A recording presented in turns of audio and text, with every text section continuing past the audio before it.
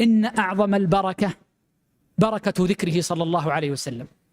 الذي يذكر حديث رسول الله صلى الله عليه وسلم جمع أمرين: ذكره عليه الصلاة والسلام، فما ذكر اسمه إلا وصلى وسلم عليه صلى الله عليه وسلم، وجمع مع ذلك متابعته صلى الله عليه وسلم. أيها المتبع، أيها المحب، أيها المجل لرسول الله صلى الله عليه وسلم، أوصيك بكتاب الله عز وجل ثم بسنة النبي صلى الله عليه وسلم. التبرك بذكر النبي صلى الله عليه وسلم بقراءة سنته.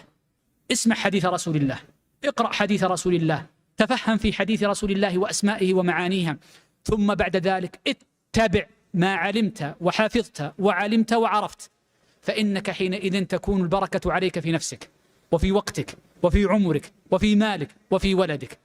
وجعلني مباركا أينما كنت، حيثما كنت ستكون مباركا بذكر النبي واتباعه صلى الله عليه وسلم. أسأل الله العظيم أن يميتنا على سنته